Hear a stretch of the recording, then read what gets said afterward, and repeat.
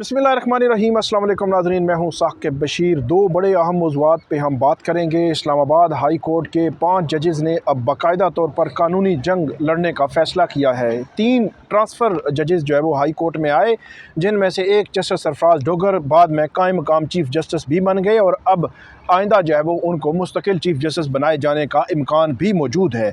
तो इस तनाज़ुर में जो जजेज़ इस सीनियरिटी के हवाले से ख़ास तौर पर मुतासिर हुए थे, उनमें से जस्टिस अरबाब मोहम्मद ताहिर और जस्टिस मियां गुल हसन औरंगज़ेब जो है वो सुप्रीम कोर्ट आ चुके हैं। और जस्टिस अरबाब मोहम्मद ताहिर उन्होंने रिप्रेजेंटेशन फ़ाइल नहीं की थी, लेकिन 5 जजेज़ जिसमें जस्टिस मोहसिन अख्तर कियानी, जस्टिस सरदार एजाज इसाक़ खान, जस्टिस जहांगीरी, जस्टिस बाबर सत्तार और जस्टिस अमर रफ़त इम्तियाज़ शामिल हैं। इन 5 जजेज़ ने रिप्रेजेंटेशन फ़ाइल की थी, जिसको चीफ़ जस्टिस आमिर फ़ारूक उस वक़्त के चीफ़ जस्टिस थे, उन्होंने खारिज कर दिया था। और अब उस मामले को वो लेकर सुप्रीम कोर्ट पहुँच चुके हैं। सुप्रीम कोर्ट में जो दरख्वास्त दायर की गई है वो बड़ी कम्प्रीहेंसिव दरख्वास्त है। उसमें तकरीबन आप ये कहें कि 1 फरवरी या 31 जनवरी से लेकर आनवर्ड 12 फरवरी या उससे बाद तक जितने भी इक़दामात और जितने भी नोटिफिकेशंस हुए, उन तमाम को चैलेंज किया गया है। 1 बाई 1 उनको हम जो है वो डिस्कस करेंगे।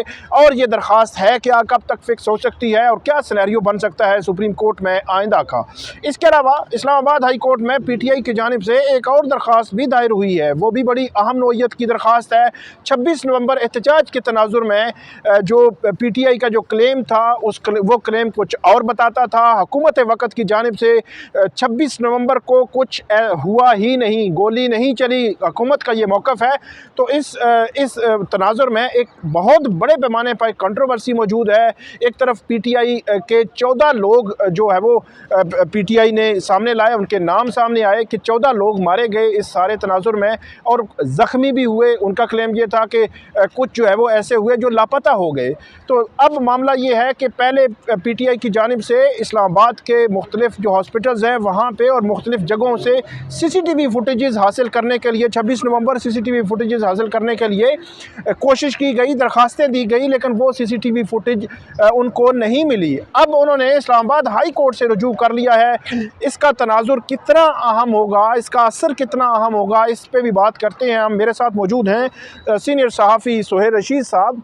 सुहेल रशीद साहब से पूछेंगे कि एक तो सुप्रीम कोर्ट ऑफ पाकिस्तान में जो मामला आया है इस्लामाबाद हाई कोर्ट के 5 जजेज़ का, ये क्या है और इसके असरात क्या होंगे, क्योंकि जस्टिस जो कायम मकाम चीफ़ जस्टिस हैं जस्टिस सरफराज डोगर, वो अपने ओहदे का हल्फ भी ले चुके हैं और वो अपने जो इंतज़ामी और जुडिशल साइड पे उमूर हैं वो भी निपटा रहे हैं।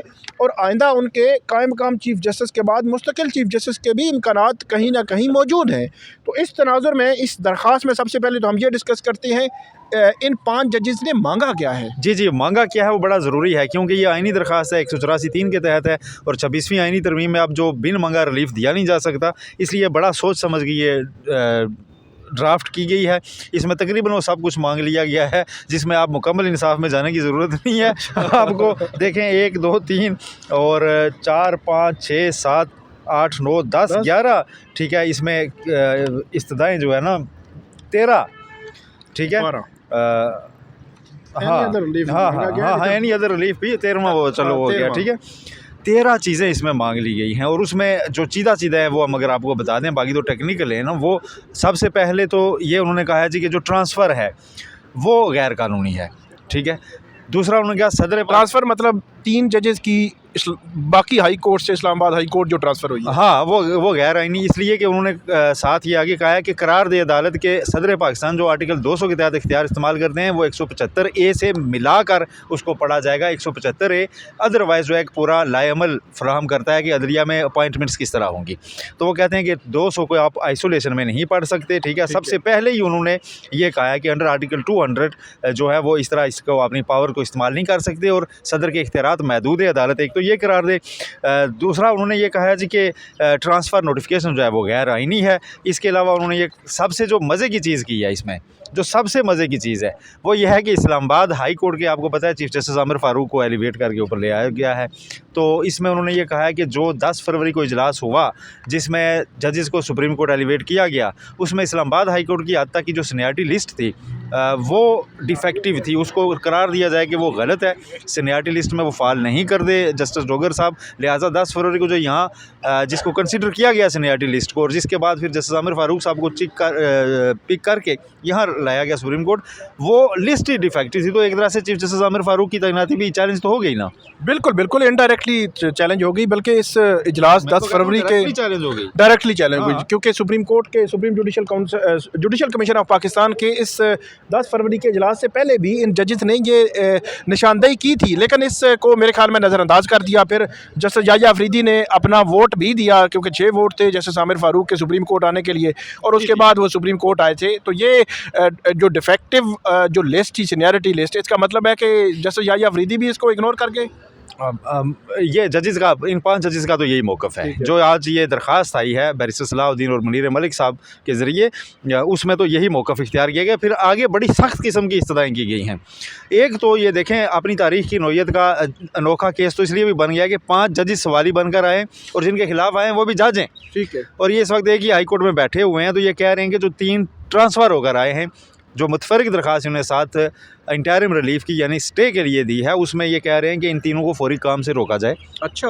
अगर ना रोका गया, नाकाबिले तलाफ़ी नुकसान होगा कि ये यहाँ पे किस स्थिति में बैठ के जज के इख्तियार इस्तेमाल करते हुए साइलिन के केसेस डिसाइड कर रहे हैं। कल अगर इस नतीजे पर पहुँच जाए कि यहाँ के जज थे ही नहीं, क्योंकि उन्होंने अगली प्रेयर ये कही है कि ये डिक्लेयर किया जाए कि जब तक ये यहाँ पर अपना हल्फ नया नहीं लेते, ये इस्लामाबाद हाई कोर्ट के जज नहीं कहलाएंगे। फिर एक और अलग भी रिलीफ मांगा गया है कि जस्टिस सरदार सरफराज डोगर साहब को कायम कम चीफ जस्टिस का इख्तियार इस्तेमाल करने से भी रोका जाए, और उनका कायम कम चीफ जस्टिस की तैनाती का नोटिफिकेशन उसको भी खिलाफ कानून करार दिया जाए। ये इसका मेन क्रक्स है। अब मुझे बताएं, बाकी दरख्वास्त आपने भी देखी है, इसके साथ बाकी चीज़ें काफ़ी, वो इंतज़ामी कमेटियाँ भी इसमें चैलेंज है। जी जी, इसमें ट्रांसफ़र भी चैलेंज है, इसमें सीनियरिटी को भी चैलेंज किया गया है। अगर हम मेरे ख्याल में सीक्वेंस के साथ चले ना, तो ये काम शुरू होता है 1 फरवरी 2025 से और चलता है 12 फरवरी 2025 तक। तो 1 फरवरी को नोटिफिकेशन होता है ट्रांसफ़र का, उसको उन्होंने चैलेंज किया है। उसके बाद 3 फरवरी को चीफ़ जस्टिस आमिर फ़ारूक जो है सीनियरिटी लिस्ट जारी करते हैं, उसको चैलेंज किया गया है। उसी सीनियरिटी लिस्ट जारी होने के बाद chief justice Aamir Farooq administration जो कमेटी है ना, एसी जिसको कहते हैं, इस्लामाबाद हाई कोर्ट की सबसे ज़्यादा इख्तियारात रखने वाली और इंतज़ामी साइड के उमूर देखने वाली कमेटी है, जिसमें जस्टिस बाबर सत्तार ने रूल्स का हवाला दिया था कि टॉप के 3 जजेस होंगे। ये हाई कोर्ट के रूल्स कहते हैं। तो उन रूल्स की वो वायलेशन जो कहते हैं कि उन्होंने की, चीफ़ जस्टिस आमिर फ़ारूक जो उस वक्त चीफ़ जस्टिस थे, उसको भी उन्होंने चैलेंज किया है। उसके बाद मुख्तलिफ जो इंतज़ामी साइड पे कमेटीज़, डिपार्टमेंटल प्रमोशन कमेटी, इसी तरह जो है वो लीगल अफेयर्स कमेटी, तो इस किस्म की कमेटीज़ ये बड़ी अपने अपने, फिर इंतज़ामी कमेटीज़, ये सारी जो है वो आमिर फ़ारूक साहब ने, हमने बारहा इसको हाईलाइट किया कि आमिर फ़ारूक जो है आखिरी दिनों में, जब उनको पता था कि 10 फरवरी को वो सुप्रीम कोर्ट आ रहे हैं, उन्होंने आखिरी हफ्ते में वो क्या कहते हैं, हालांकि जो ग्रेस शो ये करनी चाहिए थी कि वो कुछ भी ना करते, लेकिन उन्होंने सब कुछ किया, तो उनको भी चैलेंज किया। फिर 12 फरवरी को कायम मकाम चीफ जस्टिस का नोटिफिकेशन हुआ, उसको चैलेंज किया गया है। 10 फरवरी को जुडिशल कमीशन ऑफ पाकिस्तान में उस सीनियरिटी लिस्ट की बुनियाद पर जो चीफ जस्टिस आमिर फ़ारूक ने आज ख़ुद बनाई थी, उसी की बुनियाद पर उनको जो है वो सुप्रीम कोर्ट लाया गया। तो ये सीक्वेंस के साथ ये सारी चीज़ें जो है वो चैलेंज की गई हैं। आपने ठीक पॉइंट आउट किया कि जो है वो अब ऐसा कोई चीज़ छोड़ी नहीं गई कि जो ये कहें कि ये तो आपने मांगा ही नहीं है। तो हर चीज़ जो है वो उन्होंने मांगी है, अब उसको देखना ये है कि वो कैसे लेकर आगे चलेंगे। वकील जो किए गए हैं वो भी बड़ा इंपॉर्टेंट है। बैरिस्टर सलाहुद्दीन और मुनीर मलिक, उन पर क्या कहेंगे आप? देखें, मुनीर मलिक साहब अदलिया बहाली तहरीक का एक फ़ेस थे और अदलिया की आज़ादी के लिए उनकी जद्दोजहद वह उसको सारे सराह रहे थे अभी 26वीं तरमीम से पहले, ताकि इस पर किसी का इख्तिलाफ़ तक नहीं था। ठीक है, अब आज भी वो कहते हैं कि अदलिया आज़ाद होनी चाहिए, तो इस पर कुछ लोग कहते हैं जी कि वो शायद गलत बात कर रहे हैं। आज भी उन्होंने वो उस जॉइंट जो एक एक्शन कमेटी है जो 26वीं तरमीम के ख़िलाफ़ वकलाने कायम कर रखी है, उसका हिस्सा है। उससे पहले वो खुले ख़त भी लिखते रहे कि ये सारा सिलसिला ना किया जाए। उन खतूत पे कुछ तो नहीं हुआ, बाकी भी किसी खत के ऊपर अभी तक कुछ नहीं हुआ, खैर। लेकिन अब वो इसमें वकील वकील बन के आएंगे, सीनियर वकील हैं, उनके साथ बैरिस्टर सलाहुद्दीन, वो उनकी काबिलियत अपनी जगह, वो उनकी जो पोजीशन है, जो स्टैंडिंग है, वो भी बड़ी क्लियर है। और ये दो तो वो हैं जो वकालतनामा साइन करके वकील आएंगे ना। आपको पता है जब इस तरह का केस लगता है, चीफ जस्टिस काजी फायज साहब, जब उनका केस चला था, फायजीसा केस जिसे कहते हैं, तो उस वक्त सारे वकला जितने नामी ग्रामी थे वो साथ खड़े हो जाते थे आकर और एक पोजीशन लेते थे। तो ये केस जब भी लगेगा ये बड़ा एक दिलचस्प केस होगा देखने के लिए भी। काजी फायजीसा के वक्त भी जारी सी बात है, लोग समझते थे कि वो मजलूम है, उनके साथ जुल्म हो रहा है। डोगर का मामला था वहाँ पे, वही डोगर साहब थे, तो वो मजलूम है। तो उस वक्त भी मुनीर मलिक भी साथ खड़े थे, बैरिस्टर सलाहुद्दीन भी खड़े थे और वकालत भी कर रहे थे, सारा कुछ वही खड़े थे और वो वहीं पे खड़े थे कल भी और आज भी। काजी फायजीसा कहीं और पहुंच चुके हैं। और तो अब एक हुकूमती वजीर ने कुछ अरसा कबल ना एक जगह पे हम खड़े थे, तो एक साफ़ी साथ और सीनियर खड़े थे, तो उनके साथ एक शख्स मौजूद था और उसने कहा उस साफ़ी को कि भाई आपने तो जनाब पार्टी बदल ली है। तो वजीर साहब ना पास से कहते हैं नहीं, सच ये है कि ये उत्थे इन्हें थम आसी बदलियां ने। अब मैं नाम लेता चूंकि ठीक है, हाँ सीनियर वजीर है तो लोग थामा बदलने वाले बदल गए ने सर। जी बाकी जो लोग खड़े थे वो खड़े हैं और अब एक नई कानूनी जंग जो है वो शुरू होनी है। इंटरिम रिलीफ भी मांगा गया है कि उनके जजेस को काम से रोक दिया जाए। आपको क्या लगता है कि केस कब तक लगेगा? नंबर 1, क्या इंटरिम रिलीफ मिलेगा? नंबर 2, और क्या जो जज मांग रहे हैं उनको मिल जाएगा? ये बड़ा मुश्किल सवाल है। आईनी बेंच से मिलना, अच्छा, ये सब कुछ, और आईनी बेंच की क्या पता तब तक कोई तश्कीलें हो जाए जब तक ये केस लगता। क्योंकि अभी जो है ना, अभी एक प्रायोरिटी मैं आपको क्लियर बता देता हूँ। फौजी अदालतों का केस डे टू डे चल रहा है, ठीक, नेक्स्ट वीकेंड तक ये कंक्लूड होगा। उसके बाद प्रायोरिटी पे जो है ना 26वीं तरमीम का केस है वो लगा दिया जाएगा और कहा गया कि देखें जी सारी जड़ तो ये है ना, ठीक है, हम तो इसको करते हैं ना, बाकी चीज़ें साथ में आ जाएंगी, इसको करते हैं। फिर रमज़ान है तो डेली घंटा 1.5 घंटा हद मार के समाअत होगी, बड़ा तवील प्रोसेस चलेगा। ये वाली जो पटिशन है ये मुझे फौरी तौर पर लगती दिखाई नहीं देती, लेकिन एक सूरत है, अगर जो आइन प्रोवाइड करता है, अगर मुस्तकिल chief justice Islamabad high court की तैनाती के लिए कोई 4-5 अरकान जुडिशल कमीशन के ख़त लिखते हैं चेयर को कि आप इजलास बुलाएं, और वो इजलास नहीं बुलाते और फिर सेक्रेटरी बुला लेते हैं, क्योंकि फिर और कोई रास्ता नहीं है। अब मतलब 15 दिन के अंदर चीफ जस्टिस ने बुलाना लाजमी है, वो नहीं बुलाएं तो अगले 7 दिन में सेक्रेटरी ने बुला लेना होता है, आइन ये कहता है। तो फिर ये इजलास बुलाना पड़ेगा, अगर वो इजलास बुलाना पड़ेगा तो उससे पहले ये डिसाइड करना पड़ेगा ये केस, ठीक है। तो ये एक सूरत ये निकल सकती है कि इस केस को जल्दी लगाया जाए, क्योंकि इसमें जो सवालात उठाए गए हैं उनकी देखें क्वेश्चंस ऑफ लॉ तो हैं ना, वो बिल्कुल ठीक है, वो उसमें को तो कोई शक है नहीं कि वो बिल्कुल स्टैंड करते हैं अपनी जगह। और फिर जस्टिस सरदार सरफराज डोगर का जो नोटिफिकेशन है वो तो आपने पढ़ा था, उसमें उनको सीनियर ओपिनियन नहीं लिखा गया, बिल्कुल ठीक है। तो किसी सतह पे तो उधर भी इदराक है, ऐवान सदर में या लॉ मिनिस्ट्री में ये रियलाइजेशन है कि अभी ये कुछ चीज़ें सेटल होना बाकी हैं, और जब वो सेटल होंगी तो उसके बाद ही ये चीज़ें आगे चल सकती हैं। अब ये इतनी कम्प्रीहेंसिव दरख्वास्त के साथ जस्टिस बाबर सत्तार का वो ख़त भी है जो उन्होंने भेजा था, और रिप्रेजेंटेशन जो फाइल की गई थी चीफ जस्टिस आमिर फारूक के, वो भी तौर पर ये उसी को चैलेंज किया गया है, जिसको उन्होंने उसका ऑर्डर भी होगा, रिप्रेजेंटेशन भी, ऑर्डर भी, खतूत भी, ये सारी चीज़ बताएं। कल परसों आपने ट्वीट भी किया था, ये रिप्रेजेंटेशन कोई लोअर जुडिशरी में भी लोगों की जो है इन जजेस के पास थी जो अब दरख्वास्त गुजार बन रहे हैं, वो किया है? जी बिल्कुल, जो लोअर जुडिशरी में भी इसी किस्म की जो होता है उनकी ACRs लिखी जाती हैं, उन ACRs में बाज़ औक़ात ऐसा कर दिया जाता है, किसी को सुपरसीड कर दिया जाता है उसकी प्रमोशन में, तो वो फिर रिप्रेजेंटेशन फ़ाइल करते हैं। उन्होंने रिप्रेजेंटेशन फ़ाइल की, उस वक़्त के चीफ जस्टिस आमिर फारूक के पास आई, उन्होंने खारिज की। उस खारिज करने के ख़िलाफ़ अपील का उनका जो फोरम है वो ट्रिब्यूनल है इस्लामाबाद में, इन्हीं जजेस हैं, जस्टिस बाबर सत्तार हैं, जस्टिस सरदार एजाज खान है और बतन जस्टिस तारिक जहांगीरी हैं। तो इन्हीं जजेस के पास के जो जजेस सुप्रीम कोर्ट में अब अपनी जो है वो सीनियरिटी को लेकर आए हैं, और इनके पास ही 2-2.5 साल से इस्लामाबाद डिस्ट्रिक्ट जुडिशरी के जजेस जो है वो आए हुए हैं। तो मेरा ख्याल में कम से कम इस लिहाज से थोड़ा सा रियलाइजेशन डेफिनेटली इन जजेस को भी होनी चाहिए कि अगर आपका केस ताख़ीर से सुना जाए, ताख़ीर से फ़ैसला हो और आपकी सीनियरिटी छिन जाए तो उसका कितना असर होता है आप पर। तो इसलिए मेरा ख्याल में कि जो डिस्ट्रिक्ट जुडिशरी के जजेस हैं उनके केसेस भी इन जजेस को अब तो कम से कम मेरा ख्याल में हर सूरत में फ़ैसला कर देना चाहिए। जैसा आय तो नहीं लग गई, किसी की आह तो नहीं लग गई, बस कुछ भी हो सकता है, कुछ भी हो सकता है। अब बहुत सारे लोगों की सीनियरिटी जो है वो डैमेज हुई, उन्होंने रिप्रेजेंटेशन फ़ाइल की, ट्रिब्यूनल्स में आए और उनकी दरख्वास्तें 2-2 साल से नहीं हुई। तो कुछ लोग ज़ाहिर सी बात सोच रहे होते हैं कि अब हम क्या करें, हमारे पास तो कोई है भी, रास्ता भी कोई नहीं है ना। काम करते आगे बढ़ते हैं सोहेल साहब। दूसरा मामला जो है वो बड़ा इंपॉर्टेंट है। 26 नवंबर के तनाजुर में जो हुकूमत का क्लेम है वो ये है कि ऐसा कुछ हुआ ही नहीं, कोई गोली नहीं चली, कुछ भी नहीं हुआ।